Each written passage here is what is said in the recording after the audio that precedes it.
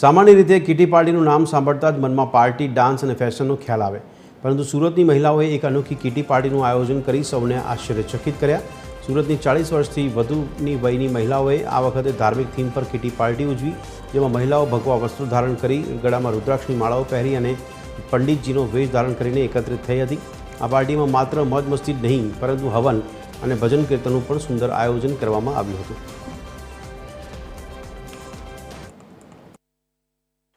આ આયોજન કરવા પાછળનું કારણ મારે આ વખતે જુલાઈ મહિનો આવ્યો હતો ને જુલાઈ મહિનામાં મેં તહેવારો વિચાર્યા તો તહેવારો એટલા બધા કંઈ ખાસ નહીં હતા, પણ અષાઢી બીજ હતી અને તે દિવસે જગન્નાથપુરીની યાત્રા હોય છે, એટલે એના રિલેટેડ મારે કંઈક કરવું હતું તો મને પંડિતજીનો વિચાર આવ્યો। એટલે મેં આજે પંડિતજી થીમ પર કિટી પાર્ટી યોજી અને મારી બધી બહેનો પંડિતજી બનીને આવી હતી। બધા અલગ અલગ પંડિતજી બનીને આવ્યા છે। કયા કયા પંડિત બનીને આવ્યા છે?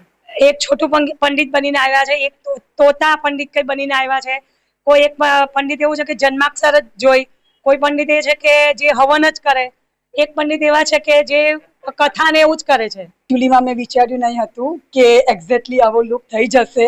ઈચ્છા તો બહુ હતી, કિટીનું આવ્યું કે પંડિતજી થીમ છે, ઈચ્છા બહુ હતી કે હું આવું કરું, પણ એ રીતના કોસ્ચ્યુમ ને બધું મળવું થોડું મુશ્કેલ હતું। તો આની પાસેથી આ બીજા પાસેથી બધું મેળવીને બધું ભેગું કરીને ફાઇનલી લુક રેડી થઈ ગયો।